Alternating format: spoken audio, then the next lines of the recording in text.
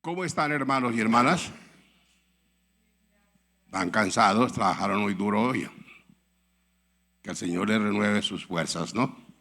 Mientras vamos a leer parte del capítulo 1 del Evangelio de Juan, y dentro de un momento les declararemos qué es lo que nos proponemos con estos estudios de la palabra de Dios, ¿no? Que ustedes sepan a qué estamos apuntando con todo esto. Evangelio de Juan capítulo 1, vamos a leer siquiera hasta el versículo 14. Muchas de las escrituras las mencionaremos solamente porque ustedes seguramente las conocen y porque queremos avanzar, ¿no? Sería muy lento estar leyendo todo lo que decimos porque pues avanzaríamos muy poco. Estamos listos con el Evangelio de Juan, ¿no? La versión que más usamos, que es la Reina Valera,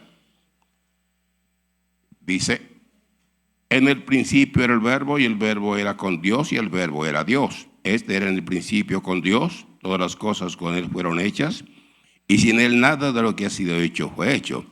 En él estaba la vida y la vida era la luz de los hombres. La luz en las tinieblas resplandece y las tinieblas no prevalecieron contra ella.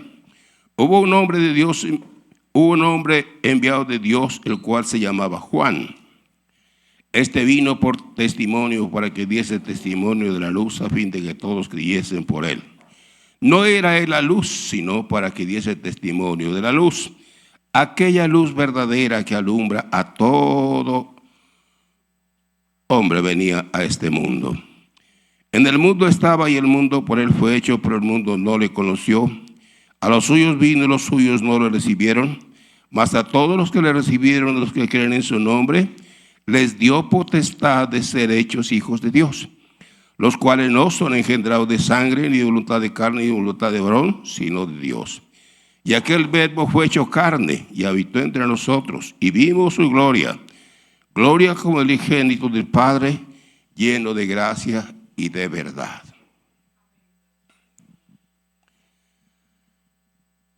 Lo que queremos mirar brevemente en este Evangelio de Juan es que hay un propósito de Dios, ¿no? Con el hombre por medio de su Evangelio. Y en este capítulo 1, no leímos todo, pero se ve el primer propósito. Aquí dice del verbo de Dios, así se llama el Señor Jesucristo, el verbo de Dios. Más adelante dice que el verbo fue hecho carne, y llega el momento en que dice que este es el Cordero de Dios que quita el pecado del mundo. El profeta Juan Bautista se quedó bastante asombrado cuando lo vio, venía para ser bautizado. Juan estaba en el río Jordán donde él predicaba y bautizaba. Vino el Señor Jesús para ser bautizado, pues era un gran asombro. Eran primos, pero no se conocían. Pero al verlo, la revelación, o le había sido dada antes, o en ese momento el asombro fue: he aquí el Cordero de Dios que quita el pecado del mundo. Yo creo que el asombro en parte era porque pues los corderos que hubo en todo el Antiguo Testamento, que eran cuadrúpedos, pues hacían expiación, quiere decir que cubrían los pecados, no los podían quitar. Pero con este, que es un ser humano, dice que va a ser convertido en el Cordero de Dios y que va a quitar el pecado del mundo, y por eso el asombro.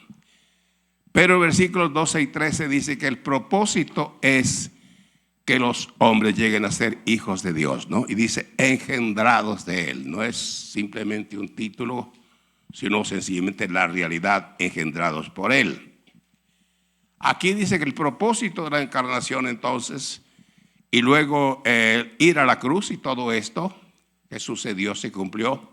El propósito era no solamente que los hombres sean salvos y las mujeres sean salvas, sino que tengan la experiencia de ser constituidos en hijos de Dios. Vamos a mencionarlo solamente porque ya capítulo 4 nos dice que el mismo Señor Jesús, en el pasaje con la samaritana, el Señor dice que Dios busca adoradores que le adoren en espíritu y en verdad. Busca, ¿no? Deben ser escasos, ¿no? Ahora, ¿quiénes son los adoradores? Pues los únicos que pueden hacerlo son los hijos del capítulo 1, ¿cierto? Entonces ya van dos propósitos, que sean hijos y que sean adoradores. Pero el capítulo 12 ya el Señor Jesús dijo, si alguno me sirve, mi Padre le honrará. Capítulo 12, versículo 26. Aquí hay otro, está revelando otro propósito de Dios con su evangelio. Hacer que los hombres y mujeres que reciben el evangelio no solamente sean constituidos por Dios, es Dios mismo que nos constituye en hijos de Él, son también adoradores, pero también son siervos, ¿no? Sí. Cuando llegamos a conocer bien el evangelio y conocemos la comunión con Dios, pues sentimos un gran privilegio, ¿no? Ser hijos de Dios, ser adoradores y ser siervos de Dios. Pero allá en la epístola de San Pedro, capítulo 2, vamos a ver otro versículo. El versículo 9. Aquí el apóstol Pedro habla de las mismas tres cosas, con otros nombres, ¿no? Pero habla también de ser hijos, de ser adoradores y de ser siervos del Señor. ¿A cuánto les encanta ser siervos del Señor? Algunos en el mundo dicen, qué carga, eso es tan aburridor, ¿no? Le advierto una cosa, si no somos siervos de Dios, seremos siervos de cualquier otra cosa. ¿Qué preferimos?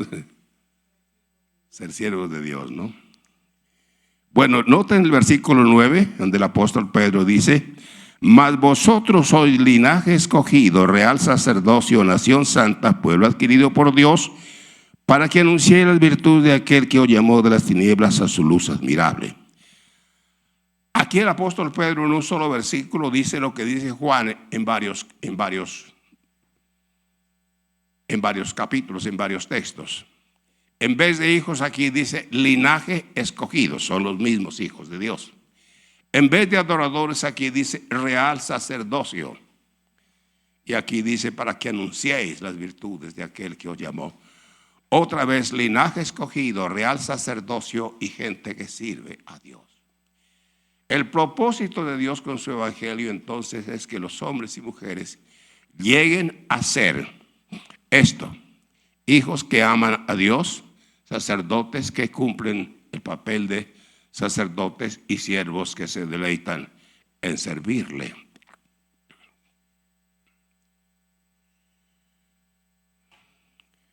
El propósito de la escuela es que estas cosas, hijos, sacerdotes y siervos, lleguen a ser en ustedes una vivencia, una realidad. No solo una información aquí en su cabeza, usted conoce esta información y más que todos los que llevan cierto tiempo en el evangelio, pues lo conocen también, no es nuevo para ustedes. Pero con estos estudios y esta pequeña escuela que estamos formando en el nombre del Señor Jesús, es que esto llegue a ser una experiencia, una vivencia y que crece, ¿no? Porque ese es el propósito de Dios. No es una iniciativa del hermano Carlos, mucho menos mía. No es algo que le han sugerido a él, es algo que está en la palabra de Dios. Usted está frente al propósito de Dios. ¿Le gustan los propósitos de Dios? La Escritura dice que la voluntad de Dios es buena, agradable y perfecta. Esa voluntad de Dios en la Biblia está expresada de muchas maneras. Aquí, esta es una expresión de la voluntad de Dios, ¿no? Es la voluntad de Dios que el evangelio tan poderoso de Dios haga de los pecadores, egoístas, personas que honran a Dios, que le exaltan y que le sirven. La pregunta es cómo llegar a eso, ¿no? ¿Cómo hacer de esto una vivencia? El evangelio logra eso, porque el evangelio no es una religión. Las religiones son bonitas, las religiones son lo mejor que el hombre ha producido, pero en las religiones está el esfuerzo del hombre, la gracia, el esfuerzo, toda la disciplina que el hombre puede hacer. Una religión es eso. Yo he estudiado los 5 grandes sistemas un poco, no totalmente, pero conocemos los 3 sistemas religiosos que curiosamente nacieron en el mismo siglo VI antes de Cristo. Y también conocemos 2 que nacieron curiosamente en el siglo VI después de Cristo. 5 grandes sistemas religiosos. Se llaman sistemas religiosos porque son de alcance mundial, diferente a una secta, ¿cierto? Que no tiene todo ese alcance. Pero el Evangelio no es una religión, el Evangelio es algo completamente diferente. Viene de Dios, está el amor y el poder de Dios y por eso puede lograr esto entre los hombres, ¿no? Que los hombres, que nos caracteriza nuestro egoísmo, es lo que nos caracteriza a todo ser humano. Pensamos en muchas cosas, en el beneficio propio, el beneficio propio. Esa es la esencia del pecado, ¿cierto?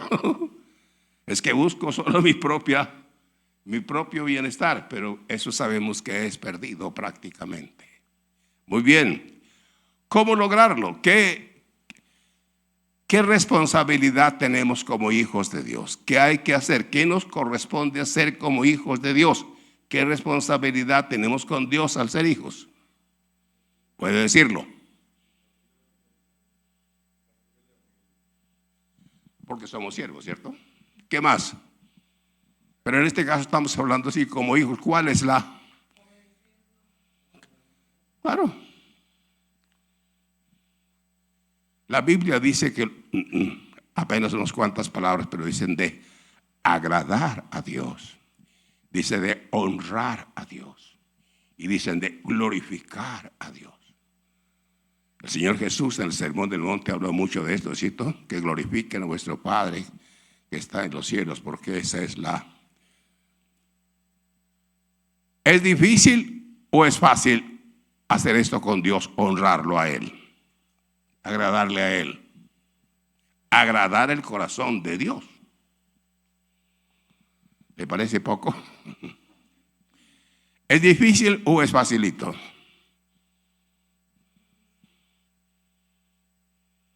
Responda. Si puede. Difícil, dice usted la verdad. ¿Hay otros que crean lo contrario aquí de la hermana? ¿Es difícil o es fácil? Fácil. Ambas cosas son ciertas, ¿no? Puede parecer muy extraño que una pregunta tenga 2 respuestas tan disímiles, tan contrarias. Pero es la verdad. Es difícil si no sabe cómo hacerlo. Y es fácil si sabe cómo hacerlo. Pero honrar al que creó todas las cosas, honrar al que nos dio la vida y sustenta la vida, honrar al que envió al Señor Jesús para nuestra salvación. Llega a ser fácil, es algo que anhelamos. Y lo mismo entonces es el papel de sacerdocio. ¿Por qué Pedro dice real sacerdocio? ¿Por qué esa palabra? ¿Por qué ese calificativo de real? ¿Por qué?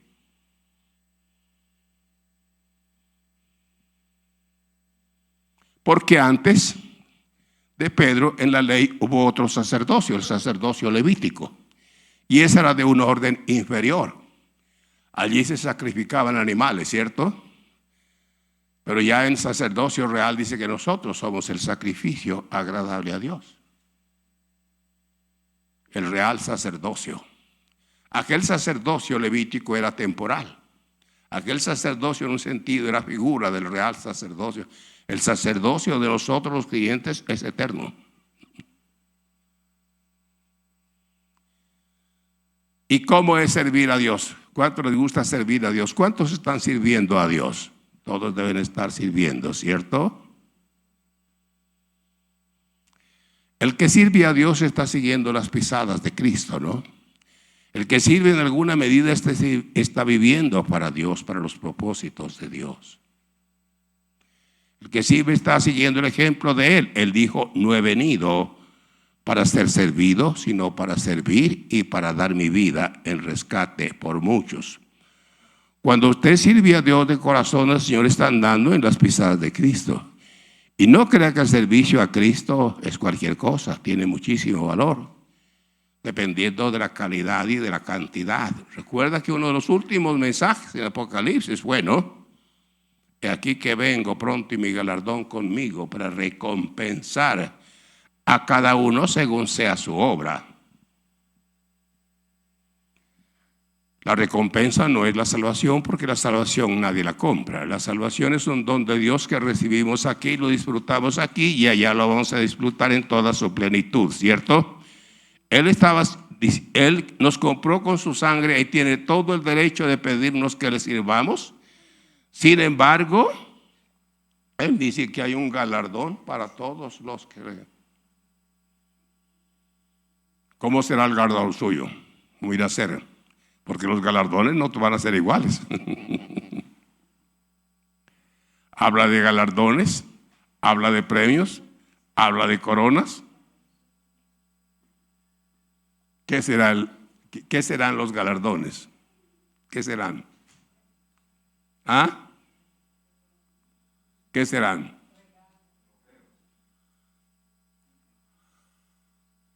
¿Trofeo qué? ¿Como algo visible, como algo que se exhibe? ¿Será eso? ¿Qué será?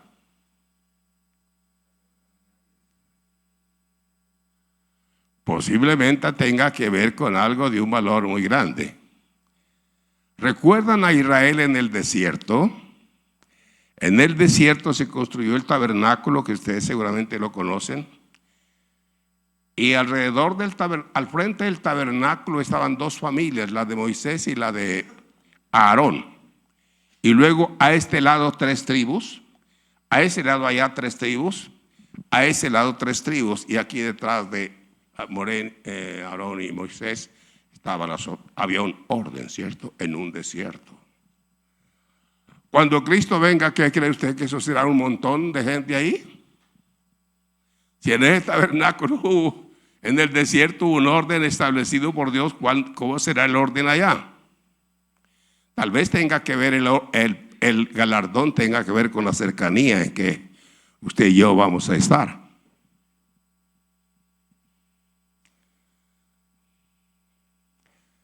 Algunos hombres de Dios han predicado que los que estén más cerca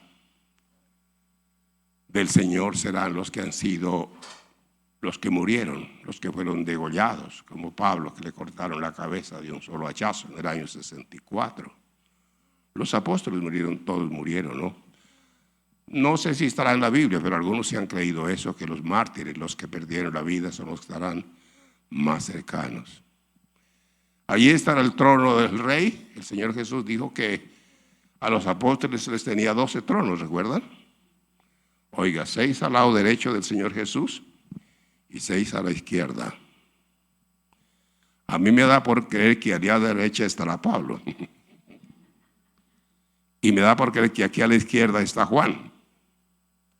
Y que después de Juan está Pedro. Pero eso son ideas humanas solamente. Y el resto, bueno. ¿Qué lugar tendrá usted? ¿Estará ahí cerquita o estará a kilómetros de distancia? ¿No? Seguramente no es una doctrina propiamente, pero siempre ha habido muchas preguntas en que no puede ser una cosita para ponerse en la cabeza, ¿cierto? Aunque habla de las coronas que las tiran delante del Señor. Bueno, la vida se va a gastar de todas maneras, haciendo el bien o haciendo el mal. ¿Qué prefiere usted? ¿Usted es sabio o es necio? El apóstol Pablo, mirad pues bien cómo andéis, no como sabios, no como necios, sino como sabios, aprovechando bien el tiempo porque los días son malos. Un día, todo nuestro servicio. Hay un texto impresionante, ¿no? Que dice que hasta un vaso de agua será galardonado. Vaya. ¿Qué iremos a decir en ese momento? Ay, ¿por qué di tan poquito, no? Pero yo diría que en realidad si estamos conociendo y amando a Cristo, ya no estamos pensando tanto en los galardones, estamos pensando en agradarle a Él. Esta escuela consiste más que todo en trabajar con ustedes cómo hacer de esto una vivencia. Que nos comportemos como hijos que sabemos por certeza, por testimonio de la palabra y del Espíritu, que estamos agradando a Dios, que estamos honrando al Padre, que hemos aprendido a cumplir todo el rol como sacerdotes, que tiene varias tareitas que hacer, ¿no? Y como siervos.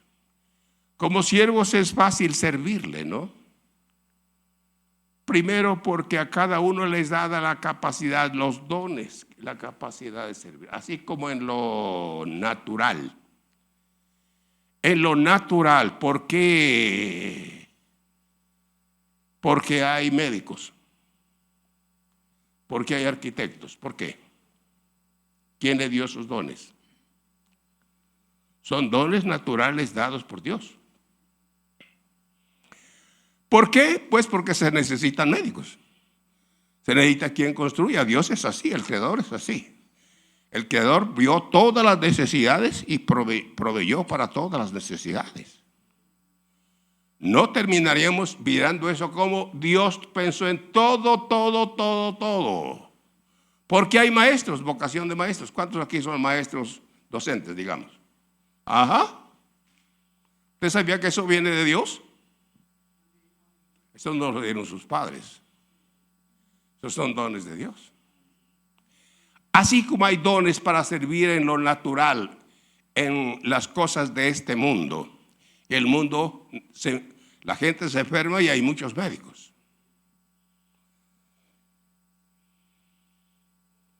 Y nos alegra cuando la Biblia dice que Dios da al hombre la ciencia, ¿no? Y que Dios vela por la ciencia. La ciencia médica, cuánto bien hace. El solo quitarme un terrible dolor de cabeza, digo, gracias a Dios por la ciencia, ¿no?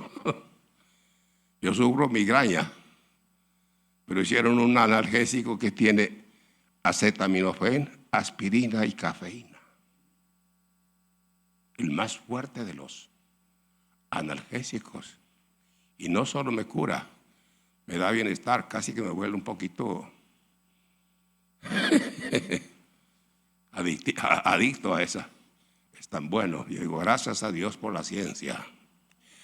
Así como en lo natural, Dios da esas capacidades a la gente porque la sociedad las necesita.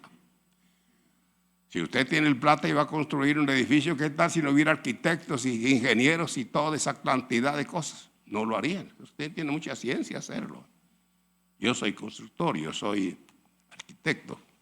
No estudié, pero tengo una experiencia bárbara en eso y he construido cosas bonitas. No fue la voluntad de Dios que ejerciera eso. También tengo el don de. ¿Cuántos? Dije que había un maestro, ¿no? Le toca capacitarse para que enseñe la palabra. Así como en lo natural Dios da esos talentos. Creo que todos estamos conscientes. Si alguien es docente como el hermano, ¿qué siente él al ejercer su profesión? Se siente, como dicen por ahí, hecho. Se siente con éxito. Porque él fue diseñado para eso. Dios es tan bondadoso que le dio a usted en lo que se iba a sentir bien hacerlo. Así es el Señor. Así es en la iglesia. El servicio tiene diversas formas. Diversas formas de servir. Y servir al Señor no es una carga nunca. Eso es lo que aspiramos, lo que aspira el pastor, lo que todo pastor anhela, que los creyentes no solo conozcan la doctrina de ser hijos, de ser sacerdotes y de servir a Dios, sino que llegue a ser para ellos una vivencia, una experiencia en la que viven y crecen y que no sienten que es una carga. No es una carga. Cristo dijo estas palabras. Primero dijo, venid a mí todos los que estáis trabajados y cargados y yo os haré descansar. Es venir a Él en fe, ¿cierto? Los que están trabajados y cargados. Claro, sabemos que la mayor carga es el pecado, ¿no? Pesa mucho. en nuestra conciencia, ¿cierto? Pero él dijo, yo os haré descansar. Qué lindo, ¿no? El pecado fue purificado, el pecado fue llevado, el pecado fue quitado, el pecado fue... Tantas cosas que habla la Biblia de que el pecado ha sido quitado. Pero el Señor no se quedó ahí. Luego de esto dijo, llevad mi yugo sobre vosotros y aprended de mí, que soy manso y humilde de corazón, y hallaréis descanso para vuestras almas, porque mi yugo es fácil y ligera mi carga. Llevad mi yugo sobre vosotros. ¿Qué es llevar el yugo del Señor?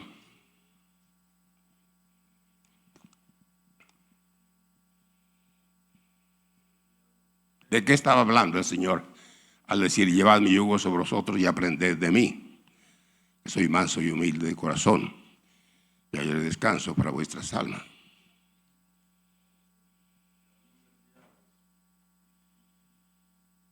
¿Qué dijeron? Ajá, ¿qué otra cosa? ¿Qué significa llevar su yugo? Ajá, tiene mucho sentido eso, claro. Otra respuesta. Ajá, todo eso tiene que ver, claro. Llevar el yugo en términos bíblicos, porque la que tiene la respuesta es la Biblia. Llevar el yugo significa la sumisión, ¿no? Alguien habla del yugo de la ley, es sumisión a la ley. Habla en el tiempo de los imperios en la Biblia, ¿cierto? La sumisión a un imperio de eso se llama en la Biblia llevar el yugo de tal emperador. Eran leyes, eran gobernantes mundiales y eran puestos por Dios. Dios es así, ¿no? Para orden de la humanidad que hubieran autoridades fuertes, y eso traía cierta seguridad y tranquilidad a los pueblos. Eso es una realidad histórica. Entonces, cuando el Señor dice, llevad mi yugo sobre vosotros y aprended de mí, que soy manso y humilde, está hablando de que aquellos que han llegado a la fe en Él y tienen el gozo del descanso, ya no hay una carga de culpabilidad. Dice, ahora den otro paso. Lleven mi yugo. En otras palabras, sométanse a mi voluntad y hallarán descanso para vuestras almas. En la vida cristiana hay paradojas, ¿no? Llevar el yugo, pues, es una sumisión a Él. Es como ser siervos de Él, ¿no? Han dicho los hombres de Dios una gran verdad cuando hablan de esto. Entre más esclavo sea de Cristo, más libre será. Entre más libre sea usted de Cristo, más esclavo será de cosas que destruyen.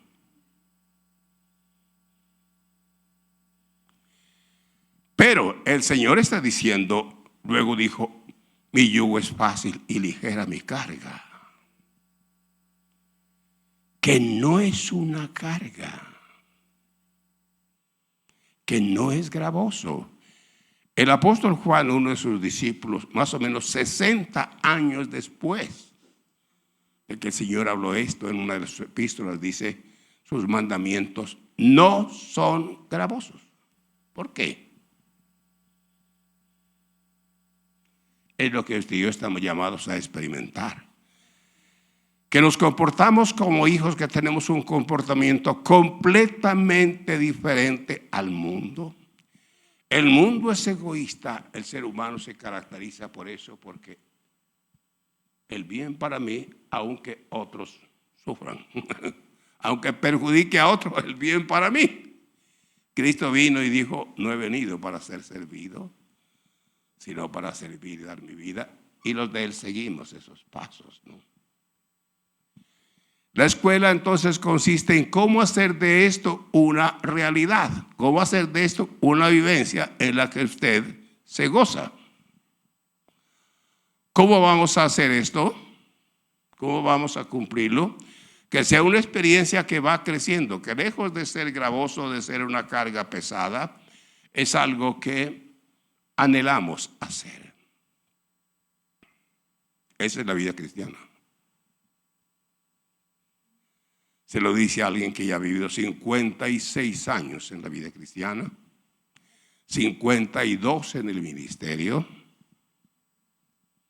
Nadie me está pidiendo que siga en el ministerio, pero yo ahora con 88 años estoy más activo en el ministerio que... ¿Por qué? Pues es lo que él dice, es la eterna verdad. Mi yugo es fácil y ligera mi carga. Si usted ama a alguien, que anhela agradar a esa persona, ¿cierto? Sí. Usted es casada, si usted es novia, quiere agradar a su novia. Si usted es casada, quiere agradar a su esposo y viceversa. Si tiene su mami viva, pues nadie nos ama como la madre. A la persona más fácil de amar es a la madre, porque nos ama incondicionalmente, ¿cierto? Yo soy de una familia de 11 hermanos, 2 mujeres y 9 varones, y yo era la oveja negra de la casa, bien negra. Pero curiosamente mi mamá, yo veía, se interesaba más por mí que por mis hermanos, que eran 1000 veces mejores que yo. Una madre capaz de amar incondicionalmente, ¿cierto? Por eso en los días de la madre a veces recuerdan que el ser más parecido aquí en la tierra es, el ser más parecido a Dios aquí en la tierra es una madre. Una madre que es capaz de amar a un hijo malo.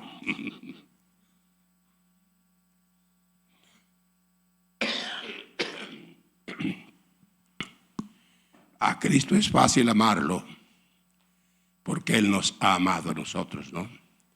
El apóstol Juan dijo, nosotros le amamos a Él.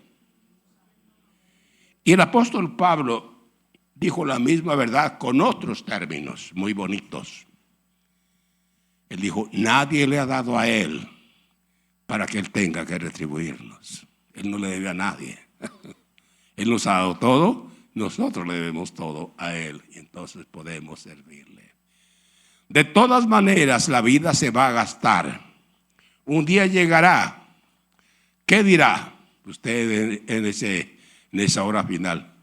Viví para lo que era mejor.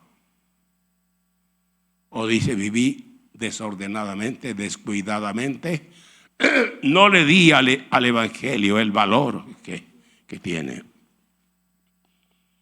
¿Por qué es tan difícil servir al Señor? ¿Por qué es tan difícil cumplir esto? Primero vamos a mencionar un poquito por qué es tan difícil y luego cómo cumplirlo. ¿Cómo hacer de esto un estilo de vida? Y que como dice el Señor, mi yugo es fácil y ligera mi carga. ¿Por qué es tan difícil? Todos pueden contestar en orden, si quieren. ¿Por qué es tan difícil?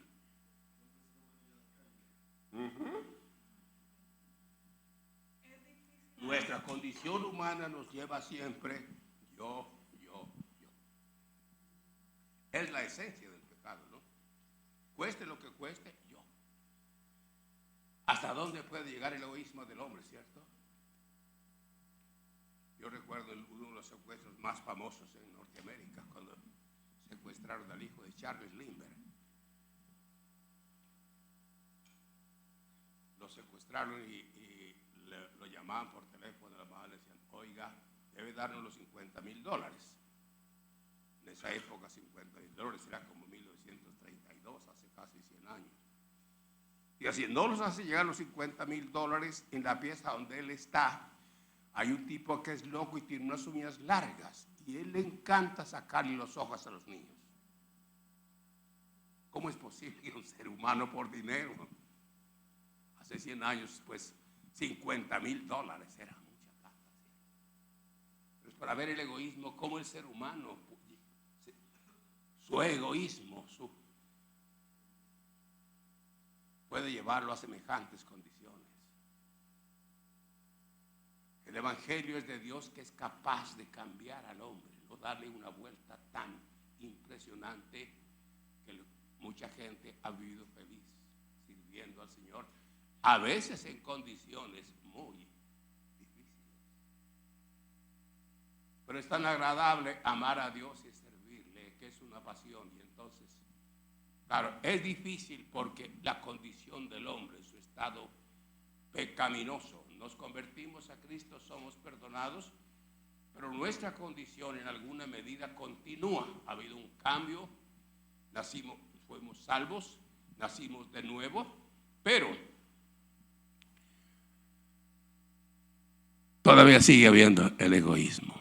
Es difícil por esa. ¿Por qué otra condición? Quisiéramos escudriñar eso un poco. ¿Por qué?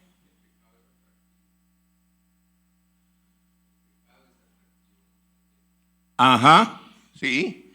Claro, nuestra condición humana, el pecado es delicioso pero engañoso, ¿no? Veneno. Digan otra razón aparte del egoísmo de nuestra condición humana. ¿Cuál es otra razón?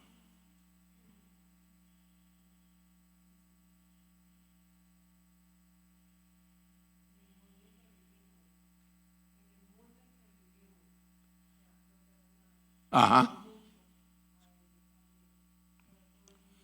Claro, es ir contra el mundo, ¿cierto? Es ir contrario a la corriente del mundo.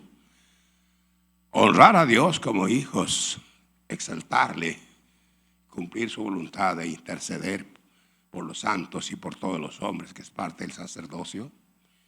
Pues y servir a Dios es completamente contrario. Usted va contra la corriente. Como se oye por ahí, es contracultura, ¿no? Completamente. Pero hay otras razones que quisiéramos dialogar con ustedes, porque son realidades que hay que tener en cuenta y hay que superar todo eso. Nuestra condición, ¿no? Claro. Pasemos a otro punto. ¿Qué otra razón habrá para que nos impide, como creyentes, digamos, ya de verdad anhelar honrar a Dios como Padre, cumplir nuestros roles de sacerdocio y servir a Dios cada uno según lo que Dios le ha concedido? Porque todavía tenemos mucha herencia religiosa, ¿no? Ajá.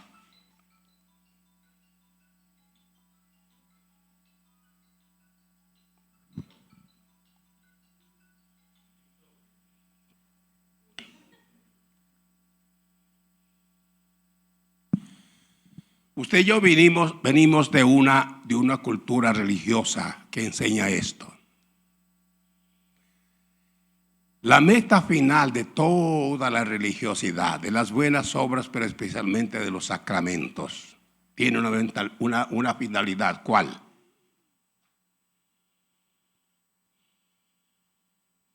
Escapar del infierno e ir al cielo. Se enseña la palabra de Dios cómo honrar a Dios, amar de verdad a Dios. No, eso no existe. Se menciona, pero propiamente entonces en el Evangelio, en la religiosidad en que usted y yo nacimos, allí no está. Algo de idea se dice sobre el servicio, sobre honrar a Dios, pero no es una doctrina enfática. No se nos dice que hay que por todos los medios llegar a la vivencia, a la experiencia gloriosa de comportarnos como hijos de Dios. Sabemos que estamos seguros que estamos agradando a Dios. No, la religiosidad, la religiosidad es con un fin escapista. Al final, escapar del infierno, ir al cielo. Y usted y yo venimos de allí. Y eso que hemos tenido desde niño es muy difícil superarlo. Seguimos sin darnos cuenta. Allí entre nosotros decimos, bueno, yo creo que allí nos decían que era por los sacramentos y buenas obras. Pero acá los pastores dicen que no, señor. La salvación fue comprada, es por fe. Entonces, y que dando estos pasos somos ya salvos y que esperamos la salvación. Seguimos siendo en alguna medida todavía religiosos, que tenemos el Evangelio como para escapar del infierno e ir al cielo. ¿Qué dirá Dios de eso? Pues que estamos desobedeciendo, que seguimos con la mentalidad religiosa. Y ahora hay que entender aquello que está en nuestra mente y corazón desde niño, desarraigarlo, romper con todo ese estilo de vida. Solo la palabra y el Espíritu de Dios. La palabra de Dios que nos muestra claramente, ¿no?, que si el hombre no es siervo de Dios, va a ser siervo de otras cosas destructivas.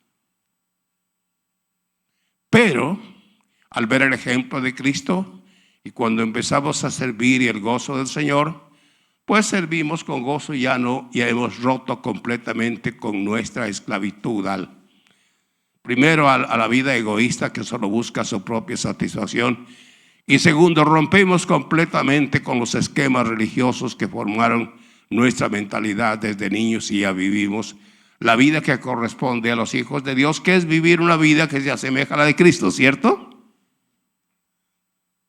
¿Qué otro estorbo puede haber?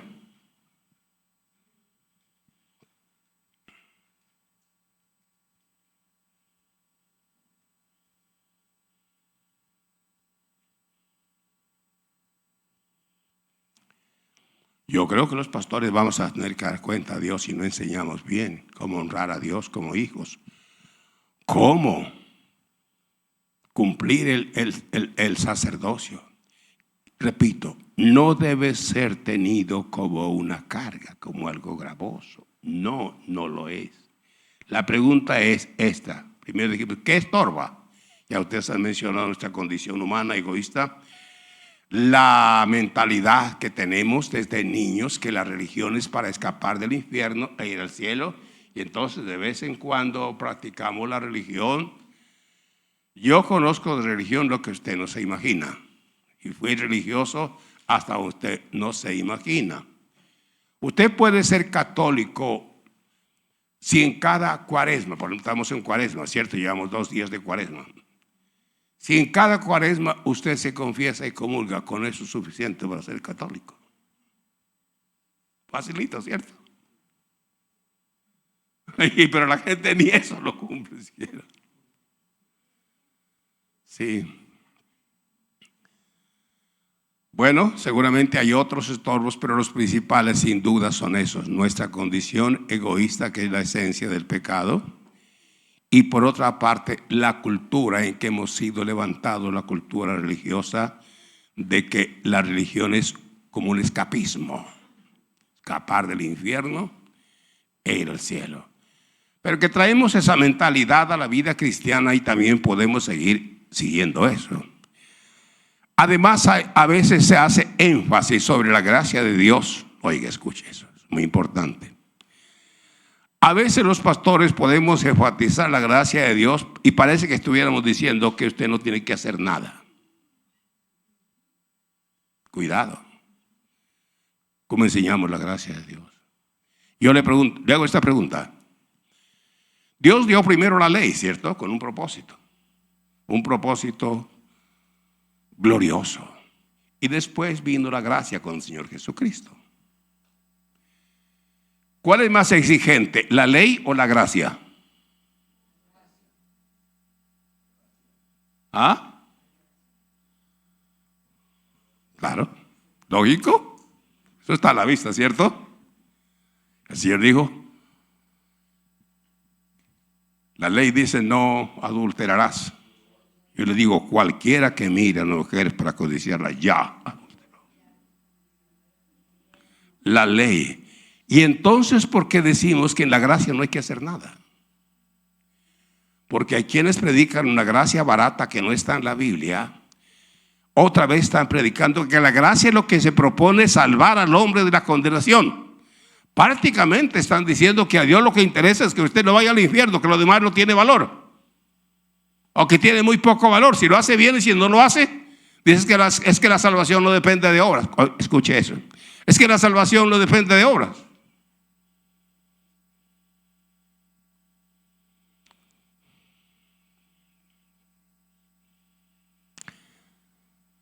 Pero ya ustedes mismos dijeron que la ley exige más, la gracia exige más que la ley. Sí, señor.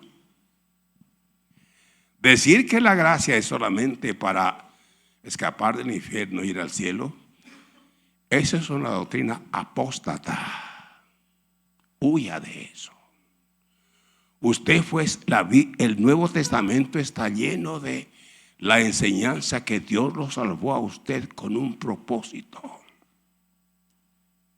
Con el propósito más alto, si quiere saber. El propósito más alto nos lo da Dios por medio de su evangelio, de la gracia de Dios. La ley tuvo un propósito muy valioso. ¿Para qué fue dada la ley? ¿Para qué? Sí. ¿Qué más?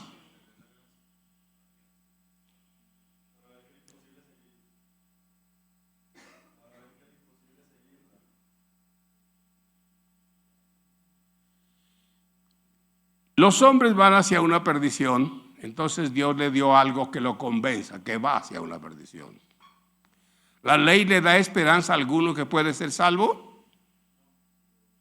Algunos en la radio han dicho eso, ¿no? Yo no sé por qué dicen esas tonterías. La ley, digámoslo vulgarmente, la ley descabeza a todo el mundo. La ley condena absolutamente a todos. Ante la ley no queda nadie de pie. Tanto el Antiguo como el Nuevo Testamento dice: maldito todo aquel que no cumpliere con todas las cosas escritas en el libro de la ley. Que cumpliere con todo. ¿Quién cumple toda la ley? Solo Cristo. La ley no deja cabeza. La ley no le da absoluta, para eso le dio, para convencerlo. El hombre es tan necio, ¿cierto? El hombre es tan terco y tan necio que usted le predica que Dios quiere que él sea salvo porque el pecado lo lleva a la condenación. ¿Cuál pecado? ¿Cuándo yo he matado huerro? Yo dije que pecado esas son cosas graves, que otra cosa no es pecado. Bueno, si la ley es así, la gracia, claro, por eso primero fue dada la gracia para mostrar al hombre que está perdido. Y luego entonces para que el hombre reconozca el valor de la gracia de Dios. Pero la gracia de Dios, como lo hemos visto, no es solamente para salvar pecadores de la condenación, leímos, para ser hijos de Dios, que honran a Dios, para ser sacerdotes que cumplen una hermosa tarea. Son varias cosas que hay que cumplir. Es para servir a Dios. Qué privilegio tan grande. ¿Cómo hacemos para servir al Señor? ¿Cómo hacemos para hacer de esto una vivencia? Estoy absolutamente convencido por lo que está escrito en la palabra de Dios, por lo que los apóstoles alcanzaron en su vida, por lo que la doctrina de ellos alcanzó en su tiempo con los creyentes, y que tenemos bien claro la clase de vida que alcanzaron los cristianos que fueron pastoreados por los apóstoles. Sabemos la calidad de vida que hubo. Primero, la calidad de vida de ellos, pero ellos entonces podían enseñar esa vida no solo por la palabra, sino con su propia experiencia. Y entonces hubo gente realmente, como dicen por ahí, muy calidosa, creyentes de verdad. Una prueba, ¿cuál es? Una prueba de eso es que apenas en el año 64 ya empezó la persecución contra los cristianos. Cristo lo había advertido, los apóstoles lo advirtieron. Y algunas de las epístolas fueron escritas para preparar a los creyentes para la persecución. Pero en el año 64, de los 14 barrios que tenía la ciudad de Roma, la llamada ciudad eterna, 10 se quemaron, apenas quedaron 4. Y en esos 4 vivían los judíos y los cristianos. Entonces, para los enemigos fue fácil echarle la culpa a los cristianos, porque no se quemaron ellos. Pero hasta los enemigos de los cristianos dijeron: no, eso no fue los cristianos, eso fue Nerón. Y Nerón fue claro. Y ahí la persecución.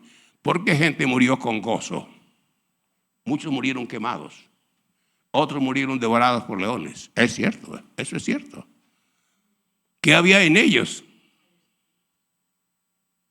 Sabían dónde estaban parados, ¿cierto? Tenían el poderoso testimonio del Espíritu de Dios, que eran hijos de Dios. Vivían la vida de hijos de Dios, y por eso la historia dice, creo que el hermano Carlos me lo recordaba en estos días, que muchos verdugos se convirtieron al ver como muchos cristianos murieron con gozo. Muchos murieron cantando. El fuego ardiendo en la pira, amarraban en un botalón, se llamaba eso, en la mitad del parque, lo amarraban y comenzaban a remirar leña por todas partes y después a prenderle, y luego le estaban mostrando una cantidad de incienso para que lo queme a los dioses de la religión romana, y escapaba. Lo soltaban y escapaban, y muchos murieron cantando con gozo. El Evangelio, porque es de Dios y porque Dios obra en la vida de nosotros, sí puede hacer de usted y de mí personas diferentes al mundo, personas que viven como la Biblia dice que deben vivir los hijos de Dios, para honrar a Dios como hijos, para exaltarle como sacerdotes y servirle con gozo todos los días de nuestra vida. Gracias. No recuerdo en este momento, pero la Biblia habla, el Nuevo Testamento habla del peligro de los que hemos conocido la gracia de Dios, ¿no? El peligro, dice, es convertir la gracia de Dios en libertinaje.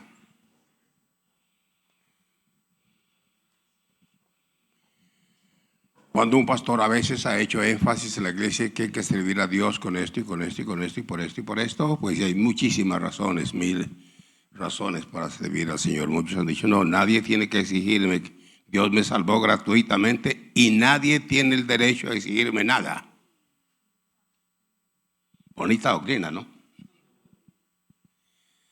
Tal vez estos son los que se cumple el texto, que en este momento no lo recuerdo, usted seguramente lo encuentra. El texto dice que hay quienes convertirán la gracia de Dios en libertinaje. Ven la gracia de Dios como el permiso para pecar, no sin que el pecado me haga nada. Dice, porque no somos salvos por obras. Así predican en la iglesia, dicen, es que así han predicado, así está predicándola. Entonces ellos dicen, no somos salvos por obras, entonces nadie tiene derecho a exigirme nada en la iglesia. Yo soy libre, Dios me hizo libre.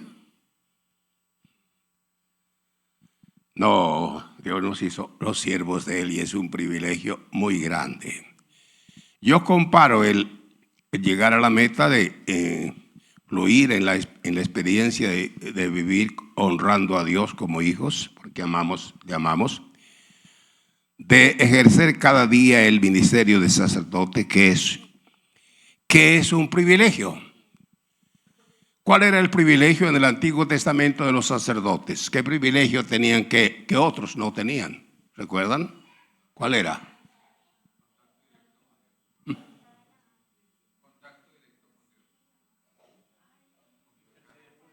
¿Ven, oigo? Entrar al atrio. Sí, al su lugar santo todos los días y al lugar santísimo una vez al año, solamente el sumo sacerdote. ¿Qué más?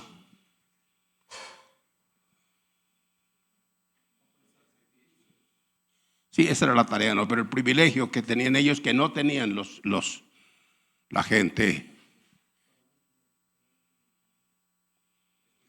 es que ellos entraban a la presencia de Dios. Ahí estaba la presencia de Dios, ¿no? El pueblo normal no tenía ese privilegio de entrar a la presencia de Dios. El sacerdocio real que somos nosotros tiene el privilegio no de entrar al lugar santo en la tierra, en el tabernáculo que se hizo por manos humanas, sino a la presencia del mismo Dios. Hebreos es lo que dice, ¿no? Así que, hermanos, teniendo libertad para entrar en el lugar santísimo por la sangre de Jesucristo, por el camino nuevo y vivo que Él nos abrió a través del velo, como sacerdotes real entramos a la presencia de Dios. ¿Habrá algo igual a sentir la presencia de Dios? Usted no lo cambia por nada. Yo llamo esta meta de fluir en la experiencia de vivir como hijos, como sacerdotes, como el alpinista o el montañista que llega a la cumbre del Everest, ¿no? A 8.848 metros de altitud, el techo del mundo, lo más alto del mundo. Más de 100 personas murieron en los primeros años tratando de la fascinación de llegar a esa cumbre, pero finalmente lo conquistaron, la parte más alta del mundo. En la vida cristiana el Padre nos pone un Everest también, ¿no? Ajá. Somos salvos por la gracia de Dios. Si usted muere sin haber servido al Señor, fue alcanzada por la gracia de Dios y usted es salvo naturalmente. Somos salvos por la gracia de Dios. Pero los salvados por la gracia de Dios vivimos para Dios. Amén. Los que somos salvados conocemos la experiencia, el gozo, la bienaventuranza como ninguna, y entonces por gratitud servimos al Señor. Al Señor siempre es con gratitud, es con una buena actitud, nunca es de otra manera. Para los hijos de Dios, Dios les pone un Everest, hay una meta, llegar. Es para bien de ellos, es para lo mejor de ellos, no es una carga, es una bienaventuranza, es una bendición hacerlo. Pero Dios nos ha dado todos los medios para hacerlo. Y entonces la pregunta es, ¿cómo hacerlo? ¿Qué piensan ustedes? ¿Cómo cumplir el rol de hijos, el rol de sacerdotes, las tareas y siervos del Señor? A la vez que llevamos la vida normal, cotidiana, como esposos, como padres, como obreros, como lo que sea, pero en medio de todo eso nos comportamos como hijos de Dios, como cumplimos todo lo demás. ¿Cómo podemos cumplirlo? Es una vida que hay que aprender. Es una escuela que hay que aprender. Y necesita toda la aplicación. Y en ese aprendizaje va a encontrar fracasos y cosas. Pero como sabemos que es de un valor tan grande, continuamos, ¿cierto? Es una vida que hay que aprender. Lo dice alguien que ha caminado ya más de medio siglo en la vida cristiana. Para explicarlo le voy a dar un ejemplo que le puede encaminar a entender cómo nosotros cumplimos esto que dijo el Señor: llevad mi yugo sobre vosotros y aprended de mí, que soy manso y humilde de corazón, y hallaréis descanso para vuestras almas, porque mi yugo es fácil y ligera mi carga. ¿Cómo hacer que esas tareas tan especiales de honrar a Dios como hijos, cumplir los roles del sacerdocio real y servirle cada uno según, porque las demandas de Dios en el servicio según lo que usted tiene dinero, eso, según el talento que Dios le ha dado, a uno les ha dado más que a otros, la Biblia enseña eso, ¿cierto? A uno les ha dado tremendas capacidades y ellos responderán cada uno por aquello que Dios le ha dado para que sirva al Señor.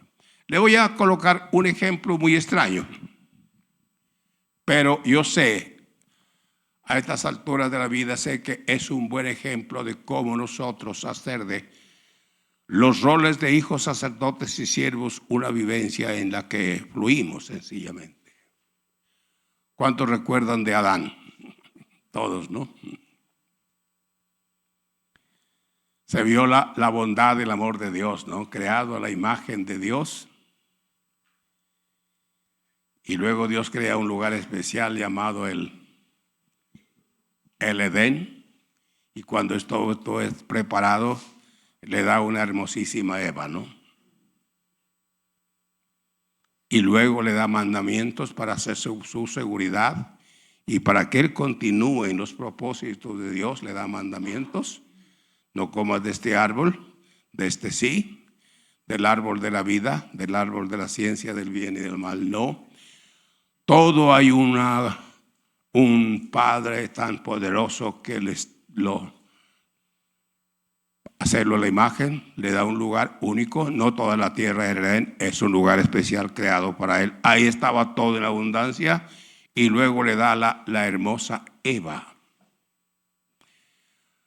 ¿Cómo era Adán? Igual que nosotros, tenía espíritu, alma y cuerpo.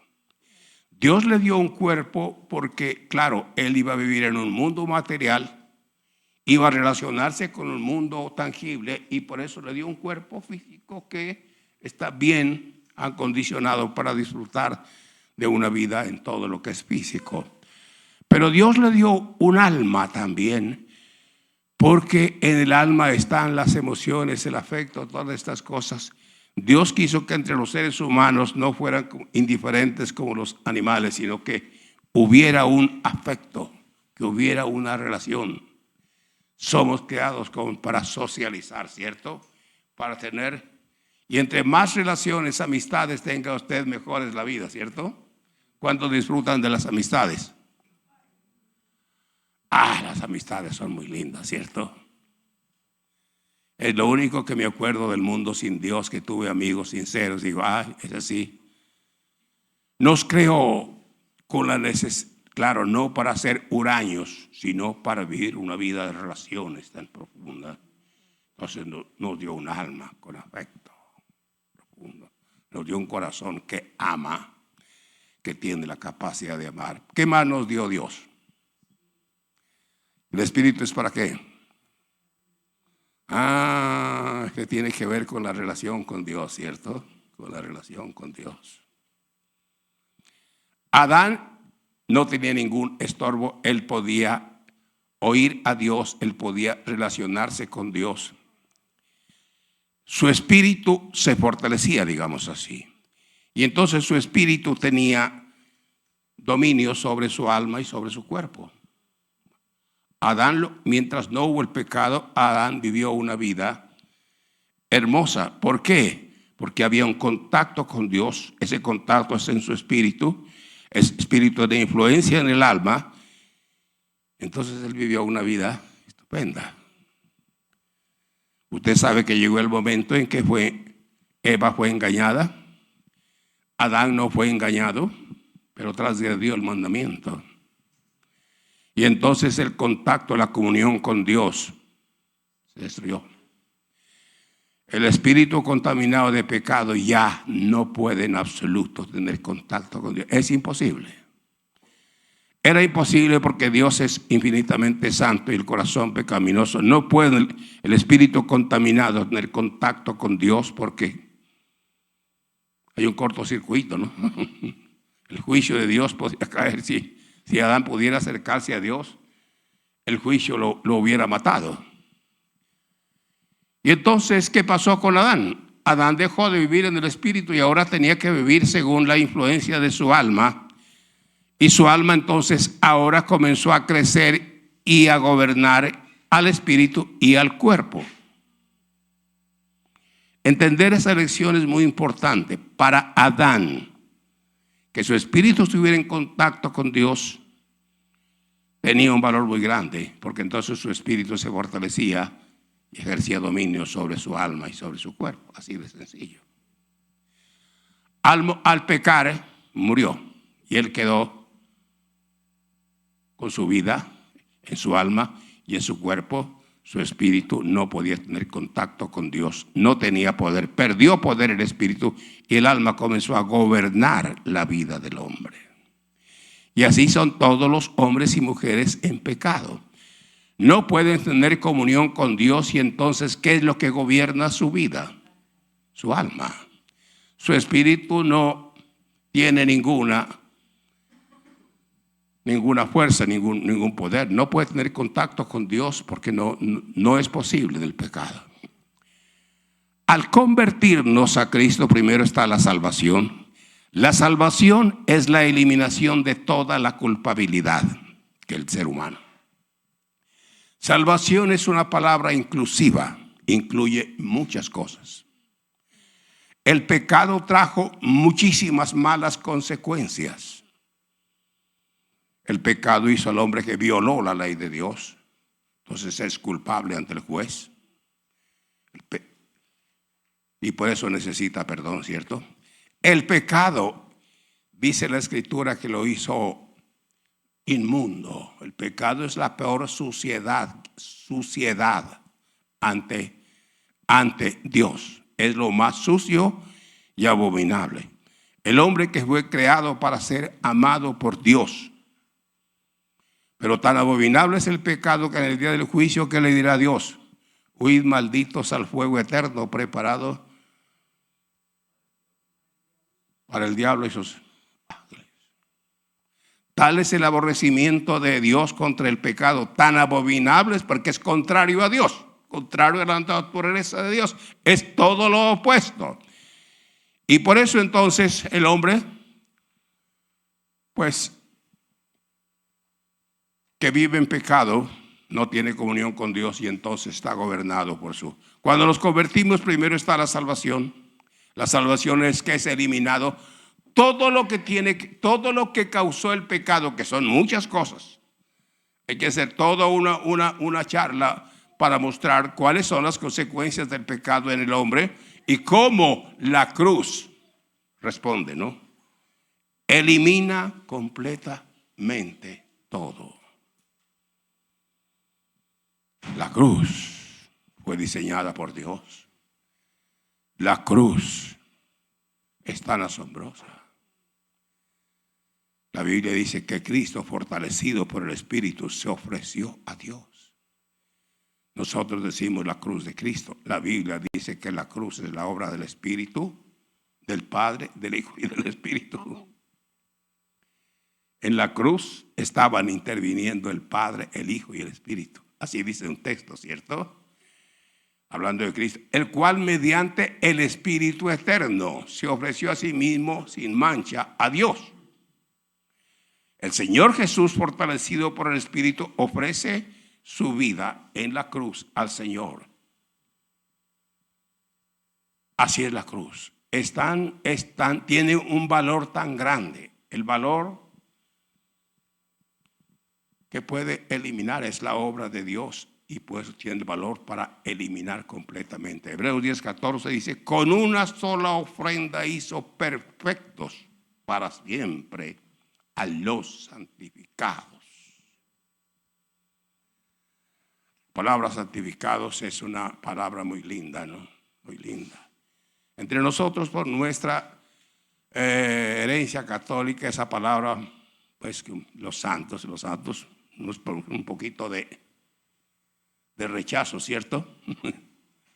Estos que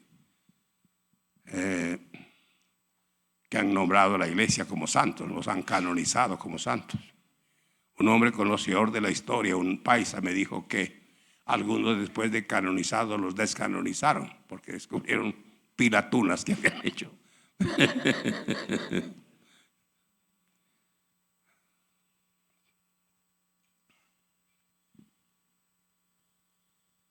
Nos da un poquito como esa palabra, pero la palabra santificados es una palabra muy hermosa.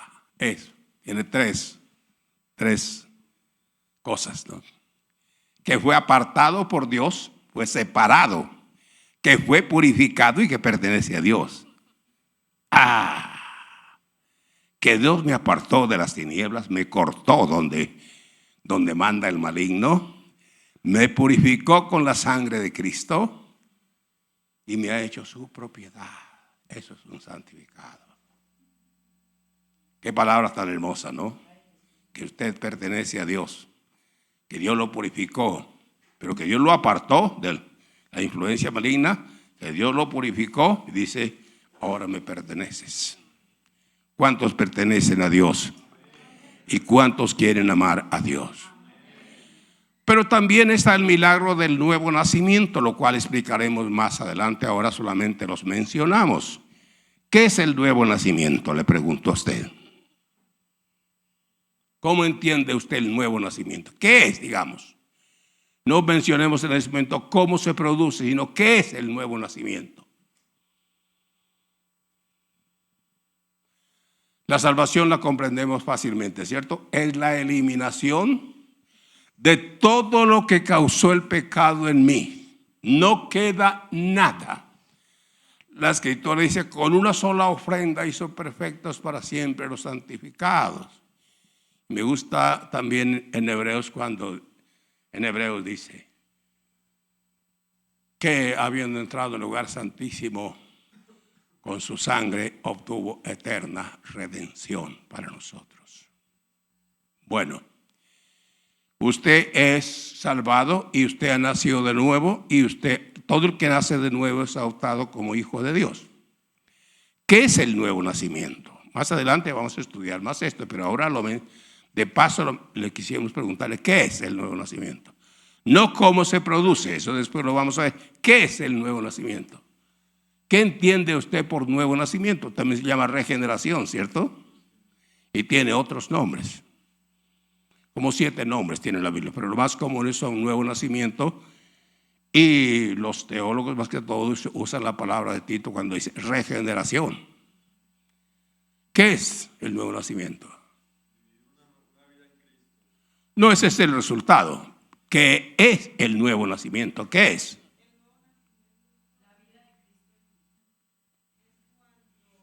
¿Qué es el nuevo nacimiento? ¿Qué es?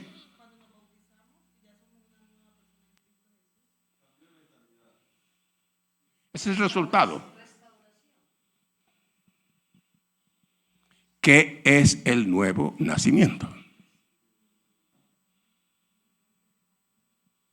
Por ahora no vamos a hablar cómo se produce, ni cuándo se produce, sino qué es. La Biblia dice cuándo, cómo y qué es. La Biblia lo enseña. La Biblia no se le queda nada, absolutamente nada. ¿Qué es el nuevo nacimiento?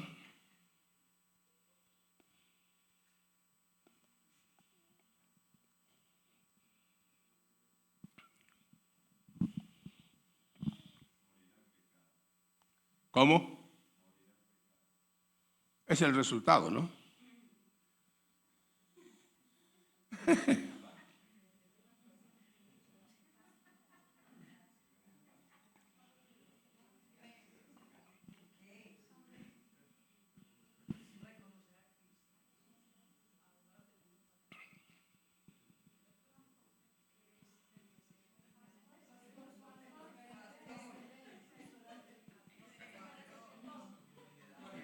¿Cómo?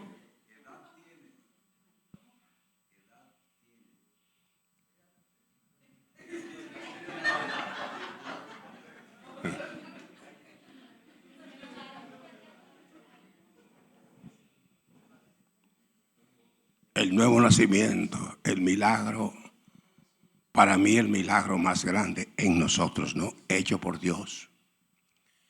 En la Biblia, tanto del Antiguo como en el Nuevo Testamento, hay muchos milagros hechos en el cuerpo, pero esos tienen su valor temporal, ¿cierto? Claro. Pero el nuevo nacimiento es eterno. Ese es el Espíritu. El que es nacido de nuevo es templo del Espíritu Santo, ¿cierto? Entonces, ¿por qué no me han dicho? ¿Qué es? La Biblia enseña cuándo nace de nuevo, cómo nace de nuevo y qué es el nuevo nacimiento. Yo solamente estoy preguntando qué es.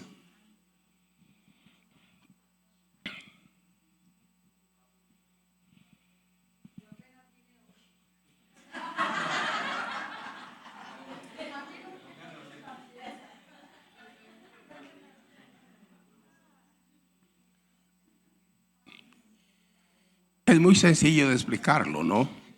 No tenemos tiempo de mostrar las escrituras porque vamos a hacerlo más adelante, si el hermano Carlos así lo quiere. El nuevo nacimiento es que mi espíritu, que estaba viejo, degenerado y muerto, fue hecho nuevo. Es un nuevo espíritu.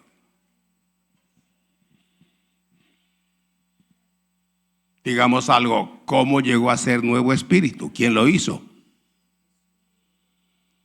Recuerda el texto, ¿no? Que somos engendrados por Dios, recuerda, ¿no? Mas a todo lo que le hicieron, lo que en su nombre les dio potestad de ser hechos hijos de Dios, los cuales no son engendrados de sangre, ni carne, ni voluntad de varón, sino es Dios. nuestro espíritu es hecho nuevo. Pero es bueno preguntar, ¿y qué hizo Dios para que fuera nuevo?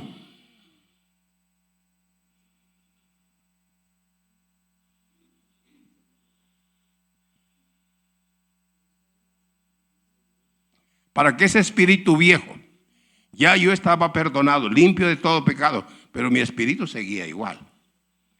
Entonces Dios hizo de mi espíritu, lo hizo nuevo. ¿Cómo lo hizo?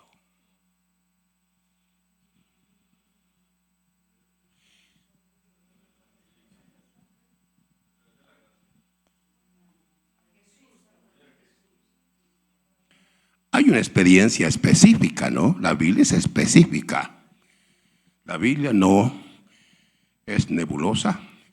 La Biblia enseña que en la conversión suya y mía, en esa conversión, hay un momento en que Dios, por su espíritu, tocó, lo bautizó en la muerte y en la resurrección de Cristo. Con la muerte usted murió, con la resurrección resucitó y tiene un espíritu.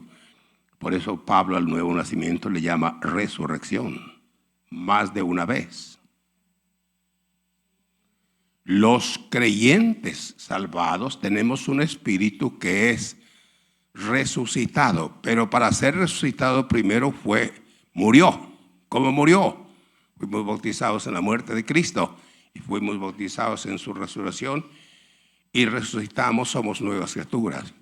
Es bueno explicarle, el nuevo nacimiento no es una experiencia emocional, no es eso. Las emociones están más que todo en nuestra alma. En nuestro espíritu también hay emociones, pero son de otra naturaleza diferente, mucho más tremenda. El nuevo nacimiento no es una experiencia emocional. Una persona nace de nuevo, va a sentir los efectos, pero no es una experiencia emocional. Él siente, la gente puede, el nuevo nacimiento, hay un espontáneo cambio de actitud hacia Dios. ¿Cómo surgió? Por el nuevo nacimiento. La gente puede ver algo en esa persona como que se enloqueció, ¿no? ¿Cuánto hace que se divertía bailando y ahora dice que eso es abominación delante de Dios? ¿Quién le lavó la mente? Dice, no, fue el Señor que nos limpió el corazón de todo pecado y nos dio el mismo espíritu que teníamos, pero murió y resucitó. Y es hecho nuevo. ¿Cuántos bendicen a Dios por eso? Pero el nuevo nacimiento tiene que ser, ese espíritu nuevo tiene que ser fortalecido por el espíritu para que usted experimente el poder de la nueva vida, naturalmente. Bueno, ¿qué estamos diciendo con esto? Recuerda el ejemplo de Adán, ¿no? Cómo él podía vivir primeramente antes de que pecó, porque Dios que tenía contacto, por así decirlo, con Adán en su espíritu, y entonces su espíritu dominaba su alma y la vida de Adán pues fue estupenda mientras vivió en eso. Lástima que no continuó.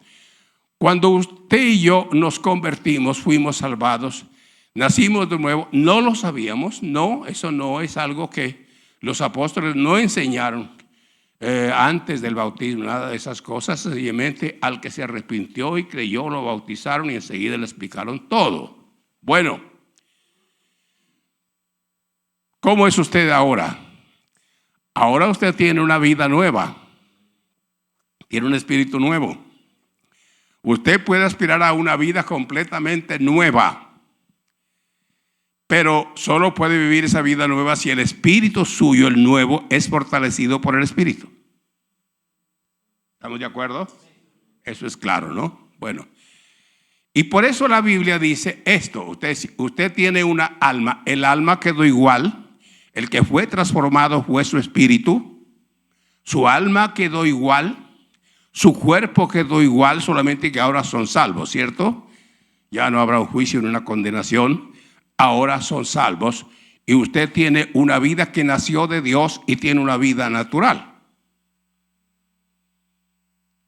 Y la Biblia entonces enseña que usted puede vivir según el Espíritu de Dios y fortalece su nuevo, eso es andar en el Espíritu, ¿cierto? Pero usted puede vivir en la carne, y vivir en la carne no es otra cosa que vivir según su alma. Ahora, ¿qué pasa si vive según su alma y no según el Espíritu de Dios? Como toda la vida vivimos en ese estilo de vida, la vida que vivíamos de inconverso era una vida gobernada por el alma. El alma gobernaba nuestro cuerpo, nuestro espíritu estaba como muerto, casi estaba inoperante. Pero el alma era la que nos movía en todo y se fortaleció el alma. Y ahora tenemos un nuevo espíritu, somos nacidos de nuevo y todo nacido de nuevo es hijo de Dios. Está llamado a vivir según el Espíritu de Dios, aprender una vida nueva. Pero la Escritura es clara que los que siendo nacidos de nuevo podemos vivir en la carne. Vivir en la carne, tenga mucho cuidado como lo entiende.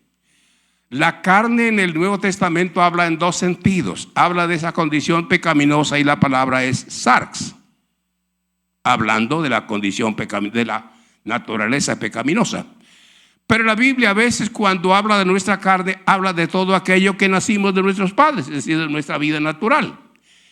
Un creyente puede vivir según su vida natural o puede vivir según el Espíritu de Dios. Si el Espíritu de Dios fortalece, entonces las cosas cambian, hay un cambio tremendo. La Biblia explica eso claramente, ¿no? Recuerdan capítulo 8, ¿no? Ahora pues ninguna condenación hay para los que están en Cristo Jesús, los que no andan conforme a la carne, sino conforme al Espíritu. Porque la ley del Espíritu de vida en Cristo Jesús me ha librado de la ley del pecado y de la muerte. Y sigue hablando. Luego dice, los que son de la carne piensan en las cosas de la carne, pero los que son del Espíritu en las cosas del Espíritu. Porque el ocuparse de la carne es muerte, pero el ocuparse del Espíritu es vida y paz. Y los que viven según la carne no pueden agradar a Dios, dice. Creyentes, nacidos de nuevo, dice, si viven según la carne, no pueden agradar a Dios. ¿Qué es vivir en la carne? En varios casos, no en todos, porque a veces está hablando de la naturaleza pecaminosa que puede estar en el hombre. A veces cuando habla de vivir en la carne, está viendo que usted anda en las fuerzas suyas, que usted vive según su alma, que usted no ha entendido y que sigue viviendo según lo que estaba viviendo antes de ser convertido. Vive en sus fuerzas. No vive en las fuerzas del Espíritu. Vive según sus fuerzas. Y esa vida, ¿cómo es? Pesada, ¿no? Una carga. Por el gozo de la salvación, porque hemos sentido bendición, seguimos adelante, pero es una vida con altibajos, ¿no? Es fluctuante. Hoy se siente bendecida y mañana se siente diferente. No hay una vida como la que Dios quiere. Para nosotros, hacer una vivencia de vivir como hijos de Dios, como sacerdotes reales, nosotros tenemos que aprender ese estilo de vida. Que quien fortalece nuestro nuevo espíritu es el Espíritu de Dios. Pero tengo algo más que decirle que es lo más importante. Si ya tenemos el Espíritu de Dios, todos los creyentes, esto lo hemos discutido un poco con el hermano Carlos, las doctrinas. El Nuevo Testamento enseña que todos los convertidos a Cristo tienen el Espíritu de Cristo. Que no todos son llenos, eso sí lo enseña claramente la Escritura, pero que todos tienen el Espíritu de Cristo. Lo sabemos por muchas razones, por supuesto que lo sabemos es por la Biblia, porque no podemos hacer doctrinas propias de ninguna naturaleza, todo es la palabra. Eso nos caracteriza a la gente cristiana, que por la gracia de Dios le damos a la Biblia el valor que Dios dice que tenemos que darle, y punto. Los apóstoles en todo lo que enseñaron, nunca enseñaron a los cristianos a que reciban el Espíritu, nunca. ¿Los exhortaron a que sean llenos? Sí. ¿Por qué no lo dijeron? Porque ellos Enseñaron que todos tenían el Espíritu de Cristo. Pero podemos tener el Espíritu de Cristo y no vivir según el Espíritu. Eso es lo que enseña Pablo. Porque más adelante dice, si vivís conforme a la carne moriréis. Capítulo 8 de Romanos. Si vivís conforme a la carne moriréis, mas si por el Espíritu hacéis morir las obras de la carne, viviréis. ¿Cómo hacer nosotros para vivir esa vida que es el Señor que está fortaleciendo nuestro espíritu y aprendemos el estilo de vida que ya no es nuestra alma, es decir, ya no somos yo que manejo mi vida, sino que es el Señor por su espíritu? ¿Cómo hacer de eso una vivencia, una experiencia?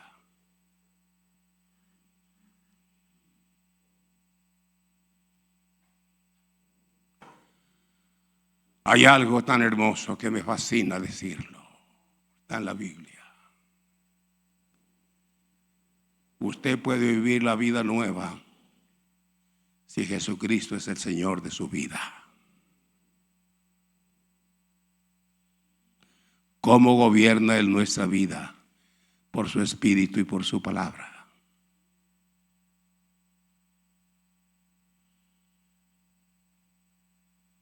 Eso es lo que vamos a intentar por todos los medios. Explicar todo esto, que es posible. No solo es posible, cuando empezamos a comprender esto por la palabra y el Espíritu nos convence de que el salvado está llamado a atender al Señor Jesús, no solo como su Salvador, sino como el Señor de su vida. Señor quiere decir que Él gobierna su vida. Que la única ley que lo gobierna es la palabra de Él. Que usted deja de dividir a Dios diciendo por ahí está Cristo, Él es muy humilde, Él me perdona todo, y por allá está Dios. Eso se llama triteísmo. Esos son errores que viven muchos cristianos. No, Señor. Cuando la Biblia dice, cuando Cristo dijo, después de resucitado, toda autoridad me ha sido dada en el cielo y en la tierra. ¿Qué estaba diciendo? Note la palabra. Toda autoridad me ha sido dada. ¿En dónde? ¿Qué significa eso? Esa autoridad. El texto lo dice. Significa que la autoridad del Trino Dios ha sido centrada en Cristo resucitado y que Él es la suprema autoridad para todos. La autoridad de Dios. Pero no es un texto solamente. ¿Qué tal Efesios? Capítulo 1. Todo ha sido puesto bajo sus pies, bajo los pies de Cristo. ¿Qué quiere decir que Jesucristo es mi Señor? Que yo anhelo la obediencia a Él en todo. Él no me la impone a la brava. No. Él dijo, mi yugo es fácil y ligera mi carga. Cuando por el Espíritu sentimos que eres nuestro Señor, hay un anhelo continuo, agradar. Que Jesucristo sea Señor sobre su vida quiere decir que toda la palabra de Él es la palabra de Dios. Que no hay dos palabras, la de Dios y la de Cristo. Hay una sola palabra. La autoridad suprema de Dios ha sido puesta en Cristo Jesús resucitado. No hay otra autoridad. La autoridad de Dios está en Cristo. Es la suprema autoridad. No hay más autoridad. No es que ya no esté la autoridad del Padre. No, está, pero ha sido, funciona a través de Cristo. ¿Cuántos quieren hacer de Cristo el Señor de su vida? Quiere decir que todo lo que Él dice, usted no dice ni mu. Todo está para obedecerle. Si usted es casado y su esposa es dificilísima, pero usted recuerda que Cristo le dice, ama a tu esposa, ama a tu esposa. No le dice si es muy comprensiva, si nunca se le quema el arroz. No, es su esposa y punto.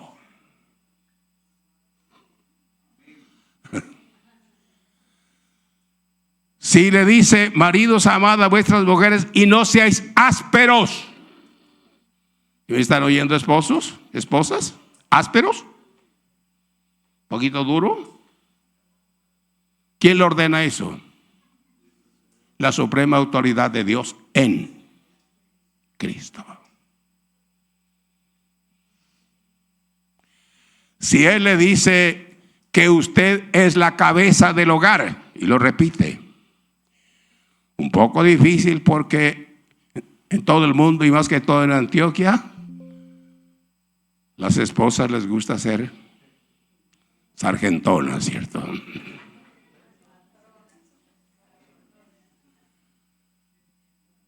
Pero le pregunto, ¿la palabra de Dios cambia o permanece inmutable? Por el hecho de ser una cultura así de... Las mujeres se quejan mucho de los hombres machistas, ¿cierto? ¿A cuántos no les gustan los hombres machistas?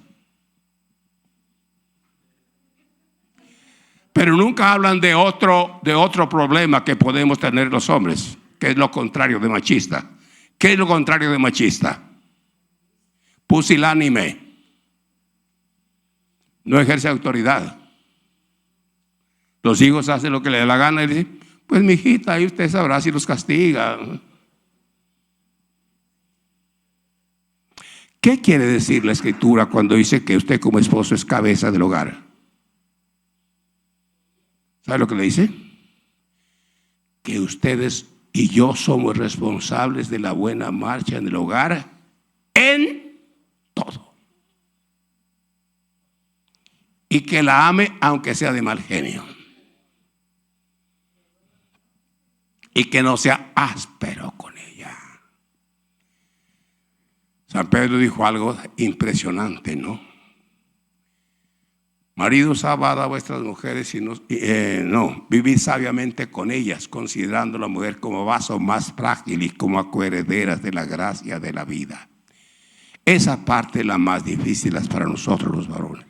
Dice, vivir sabiamente. Pero luego explica, ¿qué significa eso? Dice, considerando a la mujer como a vaso más frágil y como a coherederas de la vida. Para nosotros los varones somos insensibles. Y la mujer está mal. ¿Y qué es ese margerio?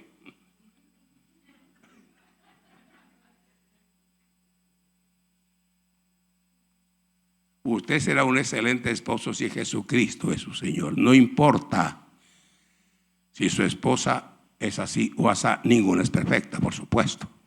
Puede ser muy buena su esposa, pero no es perfecta. Me acuerdo ahorita del ejemplo del único presidente de los Estados Unidos que realmente sí fue cristiano de verdad, ¿no? Abraham Lincoln. Abraham Lincoln en esa guerra tan terrible que le tocó, una vez casi lo matan porque salía al campo a interceder. Lloraba delante de Dios intercediendo que esa guerra, ¿recuerdan? Se acabara, acabó la esclavitud, ¿cierto? Y una vez en un banquete, aunque parezca increíble, la esposa le tiró chocolate así. Dice, ¿pero cómo? Sí, ¿qué cree que hizo Lincoln? Sacó un pañuelo y le dijo, hijita, te salpicaste la ropa, sécate.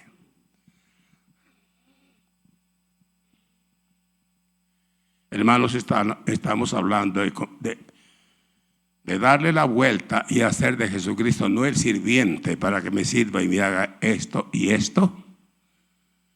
Claro que ningún siervo como Él, ¿cierto? Dio su vida por nosotros. Ningún siervo como Él. Pero Él es el soberano, Señor, en los cielos y en la tierra. La única autoridad. Todo cambia en nuestra vida cuando Jesucristo es el Señor de nuestra vida. La vida da un cambio total. Ya no vivo pendiente de las cosas, sino de una persona. La vida está centrada en Él. Eso es lo que queremos con el pastor Carlos. Todo pastor anhela lo mejor para los creyentes.